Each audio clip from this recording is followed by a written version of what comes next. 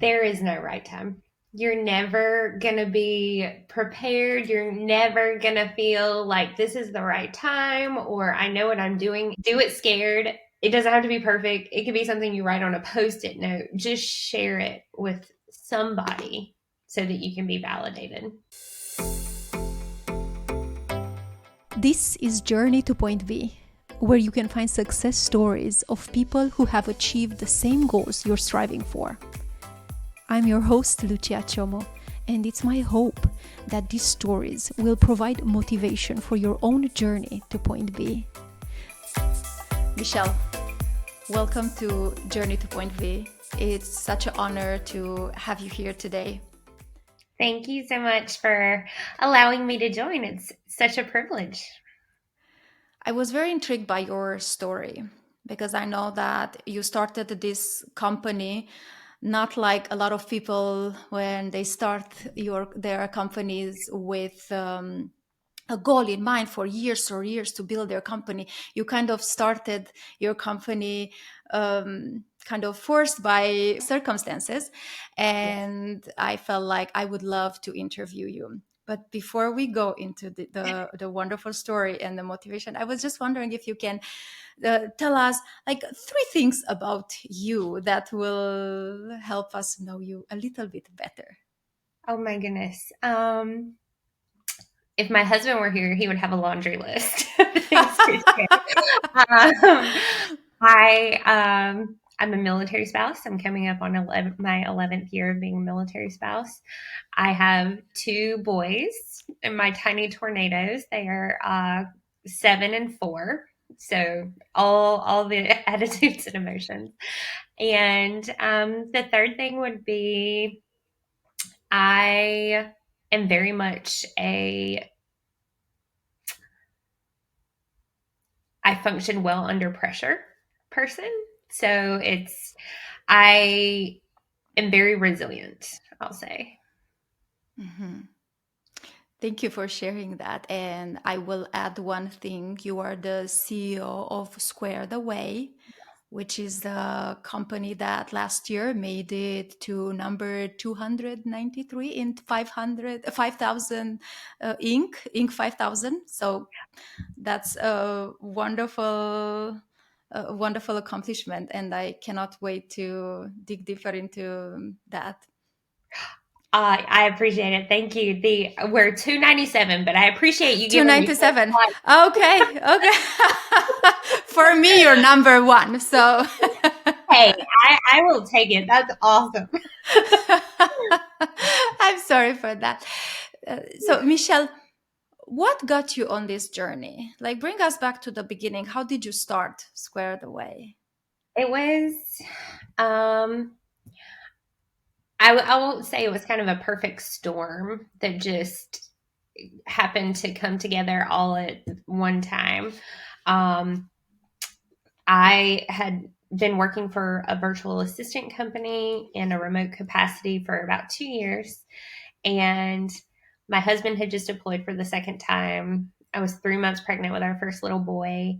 And we had been very intentional about our career, about starting a family.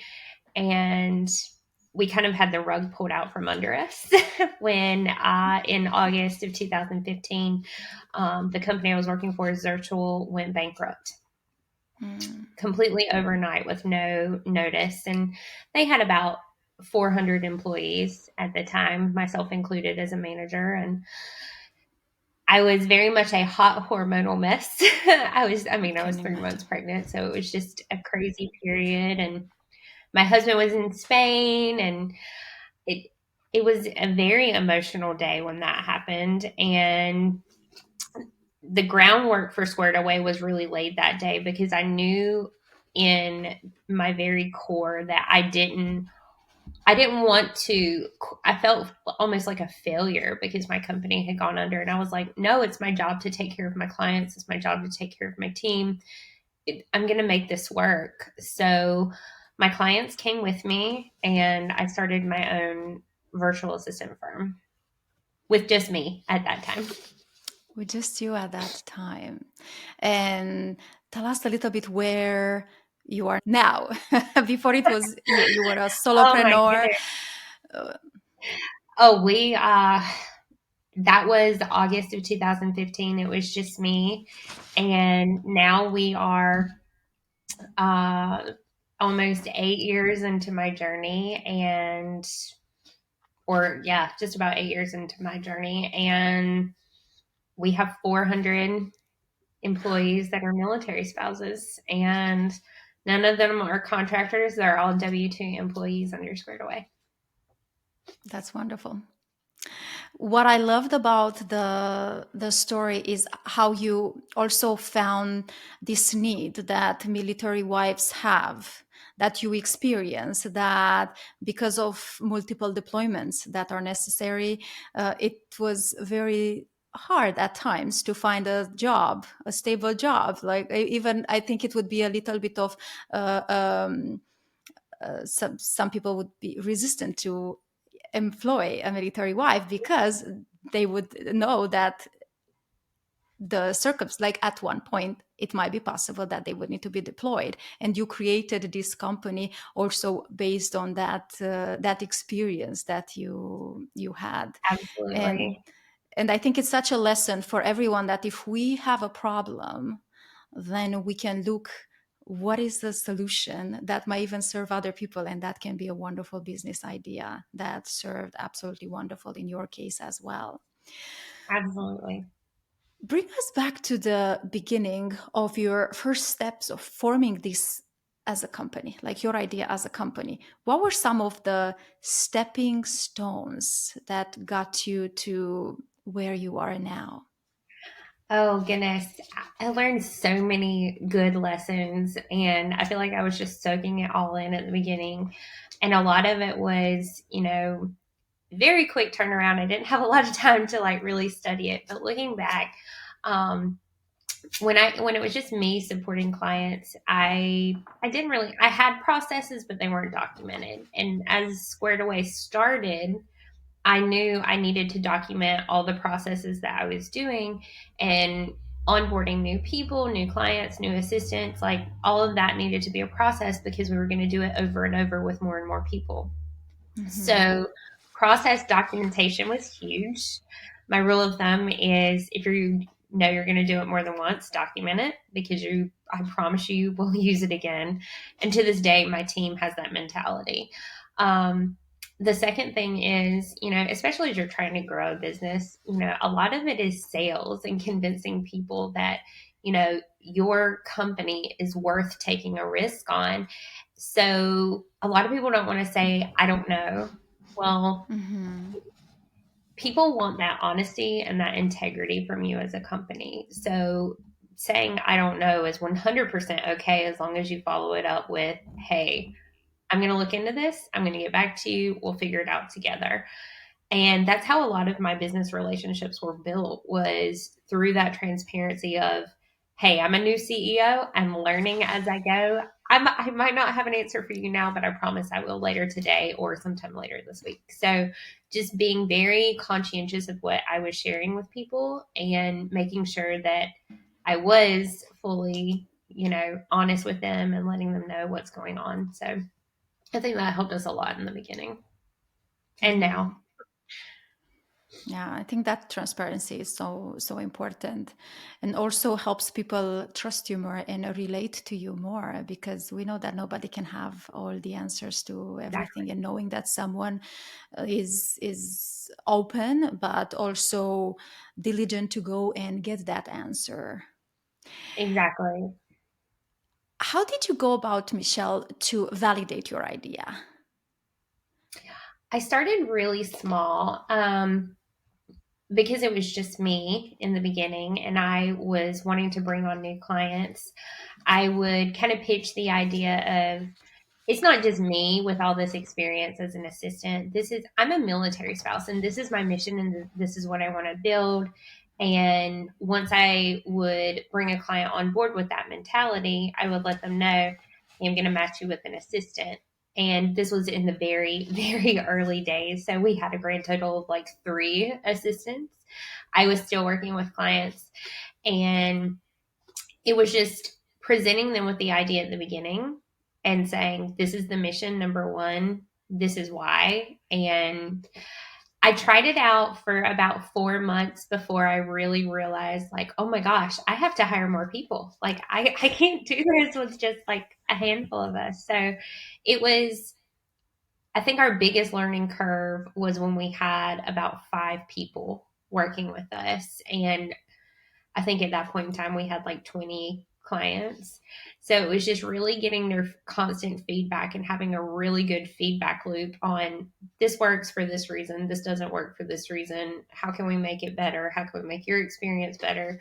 And just having the constant touch points with people you trust was huge. And to this day, Mhm. I still employ that. I'm like, I need your feedback on this before I launch it to all of our 1,000+ clients. Mhm.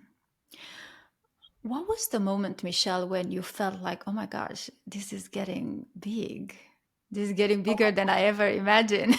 Oh gosh, every single day, every Every single day. single day. In some capacity, every day, I'm like, I look back, and even if it's just for a second, and I'm like, oh my gosh, we have 400 people, or we have over 1,000 clients in this many niches, and it'll hit me at some point throughout the day. It might be when I'm checking emails, it might be when I'm talking with my team on Slack, that I'm like, how? Like, this, how did this happen? And I know there were so many thousands of steps between the beginning and now, but, and my husband likes to joke, when we first started Squared Away, he asked me what my goal was, and I said I would love to like employ 30 military spouses. So now it's a Mm, running joke. He's like, oh yeah, 30, that's 30. that's all you wanted. And now here we are. It's just, it's amazing every single day, the people that we get to work with and the people who rely on this for their families. It's such a humble experience. And I imagine that 30 seems like such an ambitious goal. Seems Oh my like, oh my goodness. gosh, like I can, it's hard to even imagine 30, but that would be like the craziest goal. And Exactly. And now looking back, yeah, I'm like, oh, 30 was easy. Now yeah.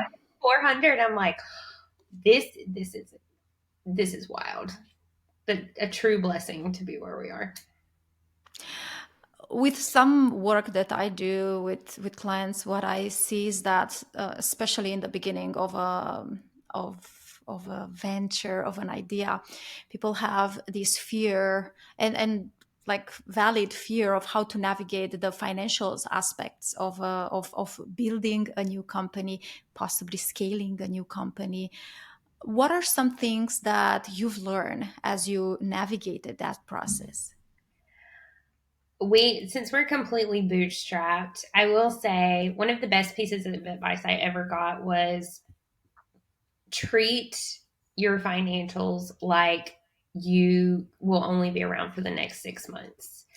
And Mhm. that was really enlightening for me because we got to a point about 3 years ago where we were using all this software and we were hiring people and we were just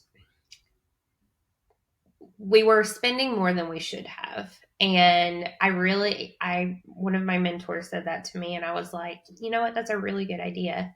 So I went through our financials and I cut a bunch of software and figured out ways, workarounds for certain things. And that kind of clicked to me. It was like, it doesn't matter how cash flow positive we are, we need to treat this month, this quarter, this day just like we're only going to be around for 6 months and we need to still be able to pay our people. So that was super helpful to remind myself to run as lean as possible because then we're going to be able to do more for our team long term as opposed to just spending an extra 5, 10, 15, $20 here or there.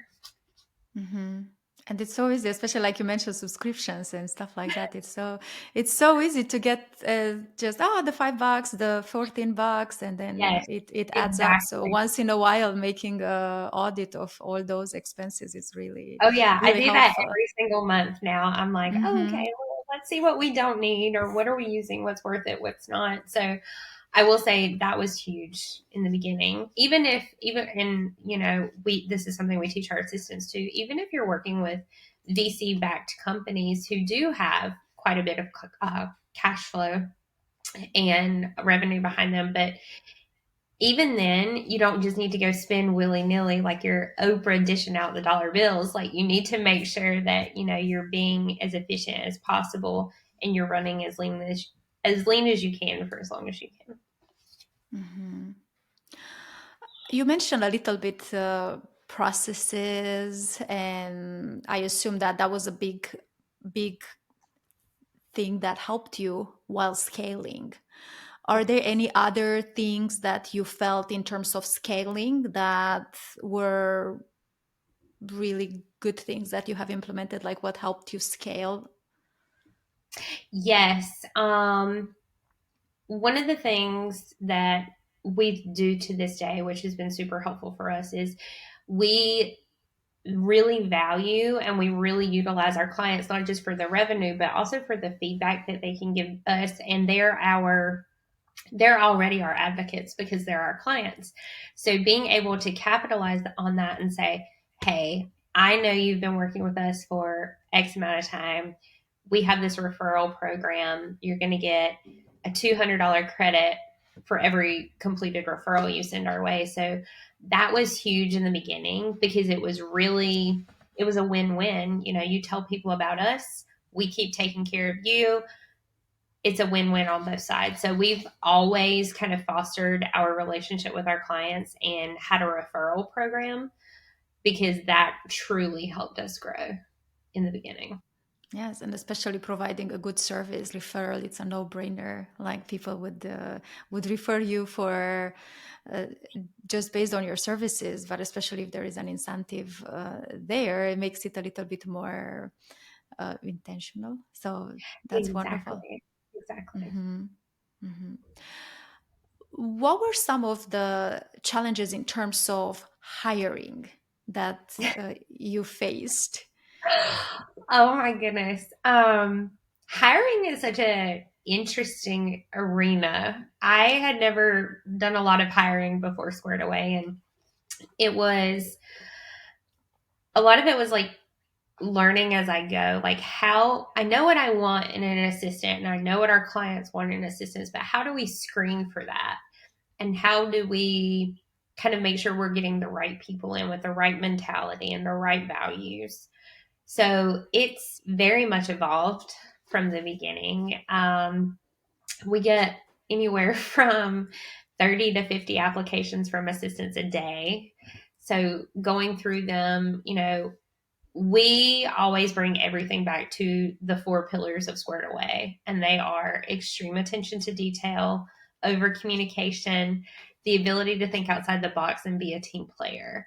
So, our director of training, who's fantastic, Morgan, she has definitely crafted, various tasks and challenges and screeners for our application process to ensure that we are getting those people in who already innately have those values internally. So it's been a very long evolution, but I think we're in a really good spot with that. Hmm. Yes, and how important is to establish what are the pillars that your company stands for, and to Absolutely. vet those people against that. Mm, what would you say was the biggest or one of the biggest challenges that you had to face, even in like this whole in in from the beginning to now? Oh my goodness. I feel like we've had so many different challenges in various stages. Some of the bigger challenges came. COVID was huge. That was one where I was very nervous.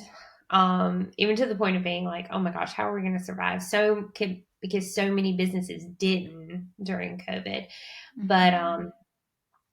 we had about 75 assistants when COVID kicked off. And I didn't want to lose any. I saw so many businesses, and this was like in the first week, and I was like, I don't want to fire people. I don't want to let them go because we can't pay them. So, and we lost 39 clients in the first week of COVID. So with a Wow. company that small, it was huge for us. So we originally were fully focused on like the professional support side of the house. Well, when everybody went remote in 2020, we tried to shift a little bit differently and say, okay, we've been working remotely with kids. We're going to teach you how to do it now, because so many clients would come to us and say, oh my gosh, I don't know how you work. My kids are home. They're driving me crazy. Like, how do I do remote school and meetings and everything else? So we pivoted from being professional support to a complete holistic support of our clients. You need to take care of yourself. I'm going to schedule self-care time, that kind of thing. So we really dug into that partnership, that I'm going to support you in all aspects needed. And it really, really helped us. We went from being terrified to like, oh my gosh, this is amazing. We've got all this great feedback. So it was very challenging because, military spouses and everything else, especially with our spouses deploying still and exercises and the whole nine, it was really hard for a lot of people. And what are some things that stayed with you? Like all the changes that you've done around COVID, what are the things that still remained that you learned from it and you still have it? Well, we still fully partner to support the entire client, like personal, professional, you name it. Um, we also are kind of their accountability partners and cheerleaders. Mm. So if they get on a call with their assistant and say, well, I want to do XYZ, and they don't follow up, or we don't hear about it, then the assistant's going to say, hey, this is something that you wanted to focus on and you're not. So here's my recommendation. Let's reassess if Mhm. this is an actual priority. So they're very much that Jiminy Cricket for clients. Like, we're your Mhm. conscience. We're going to point you like Mhm. where you said you wanted to Mhm. be. So we've maintained that, and we've kind of grown into various areas that people didn't think they necessarily needed support in before, like real estate and the legal side of the house. So it's been interesting to kind of see the shift from just being basic admin in the very beginning. And I think it also plays with one of your pillars that you mentioned, being part of a team. Yes, And I exactly. believe that being so involved, not saying, okay, I told you, like, you're doing it good, I'm just doing my bookkeeping or whatever activities you need to do, I'm hired just for that. No, like going in and saying, hey, Oh you yeah, said that, I I'm invested in your success. Yeah. exactly. And I at that point I was still working with clients too, and I told my team, I was like, I have a client. He never wants to get back to me on flight time. So I'm texting him saying, if you don't give me your preference in the next 5 minutes, it's not going to be booked and you're going to miss it. So just making sure that you're constantly like poking and making sure that they don't lose sight of what they're Hmm. trying to accomplish. Yeah, because you both win. They win because they get their goals met, and you guys win because you are in business. You're providing wonderful service. Michelle, you mentioned earlier how to navigate your job with kids around. And I'm just curious, how did you manage? Like, if I did my math correctly, so you said you were pregnant and now you have a 40-year-old. That means you were pregnant and you twice while you started squared away. How did you manage that? Oh my goodness. With a lot of patience in a lot of ways. But with my 4 year old, Jameson was born right as Squared Away was really starting to grow right before pre COVID. And I made sure that, my team was fully supported while I was offline for maternity leave, which I took a month. I took 2 weeks off with my first little boy. So I took a month with my second.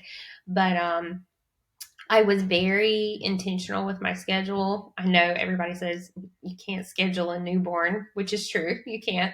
But I would also make sure that tried to get him on a schedule as quickly as possible. So Mm-hmm. snuggle the baby's nap time, and play with Mm-hmm. my 3-year-old at the time. And I definitely, my 3-year old was in preschool. My husband was actually deployed when he was born.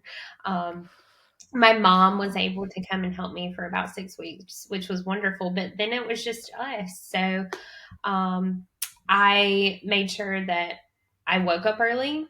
So I worked before the boys woke up.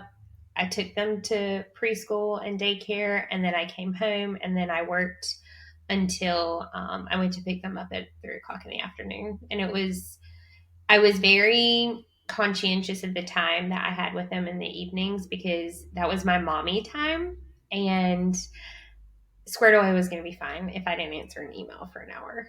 So Mm-hmm. I was very intentional about my time blocking as much as possible. And now they are, when they're home with me, I try to keep them as busy as possible with activities. And we have like signals and stuff. Like if they know I'm on a call, then they know there better be blood if they're coming to talk to me. Um, but other than that, they're pretty good. They've both kind of been raised around Squared Away, and they know if mommy has her glasses on and the laptop's open, we should probably go entertain ourselves for a little bit. So it's Mm-hmm. been a good learning lesson for them. Yeah, yeah. It feels like you had your own processes that you had to establish here Oh yeah, to I manage exactly. I that have my as own well. processes for the Yeah, boys yeah, for yeah. Definitely, sure. you're gonna do it twice. Michelle, for anybody that is hesitant, like I know that a lot of ideas die in our head. Like we feel we have all these great ideas of accomplishing things, dreams, goals, you name it, and they just die in our head without even ever voicing it. For those people that are hesitant, afraid to even say it out loud, what would be your advice based on everything you learned? There is no right time. You're never going to be prepared. You're never going to feel like this is the right time or I know what I'm doing. I promise the idea is better spoken and attempted than lost. And it's just a maybe I could have done that situation later down the road. But to this day, I still have a moment every day where I'm like, oh my gosh, like, what do I do now? Like, where do we go from here? And I still don't feel a lot of times that I know what I'm doing or what the next step should be. But I promise if you don't do it, you will regret it. Mm. And those ideas, test it on your family, test it on your friends, just see if something clicks. If you feel good about it and you feel passionate about it, it is worth the world knowing about in some capacity. So Mhm. do it scared. It doesn't have to be perfect. It could be something you write on a post-it note. Just share it with somebody so that you can be validated. Mhm. What is the biggest thing that you learned about yourself in this journey? Oh, that is such a good question. Um, I love taking care of people, and it doesn't matter what capacity. I love making sure that people feel secure in their professional and personal selves and that they don't dread what they're doing every single day. I have teammates who have come to me and said, you have no idea what Squared Away has done for me. I do because I did it for myself. Mm. I Hearing their stories is a reminder of this is my why because I wanted not that being a stay-at-home parent or spouse is a bad thing. I don't think it is in any capacity. That's such an amazing role. But I needed something other than just being a spouse and a parent. I needed something where I could feel fulfilled. And I hear that from my teammates all the time. Like, I needed something for me. And that's huge, because then there's a piece of you that you feel great about every single day. Even if you have a pile of laundry growing up your wall, which by the way, mine probably is. But even if you have that, you can still say, you know what? I've accomplished so much today. That's nothing. And that's just another part of my identity. I feel good about this part right now. So I've learned that I truly can take care of anybody in a lot of ways, but it's also my favorite thing for sure.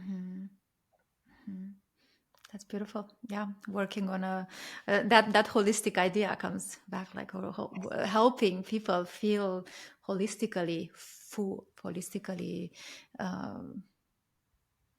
fulfilled. Michelle, I started a new tradition on this podcast where the last guest recommends a book for the next guest. Okay. And I'm curious if what is the first book that comes to mind that you would recommend to anybody? Doesn't matter. Like, we would not know who the next person is. Oh my goodness. Well, there's two that first come to mind, but my absolute favorite is called Think Again from Adam Grant, which I know everybody's heard of, but I constantly reference it because I've always been that person where, I didn't always go into it with, okay, well, prove me wrong. I want my idea to be proven wrong.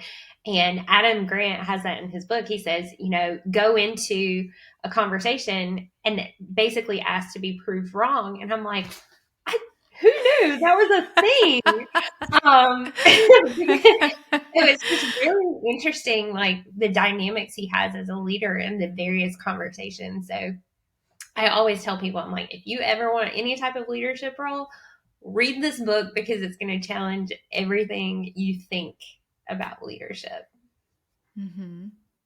Thank you for the recommendation. Of course.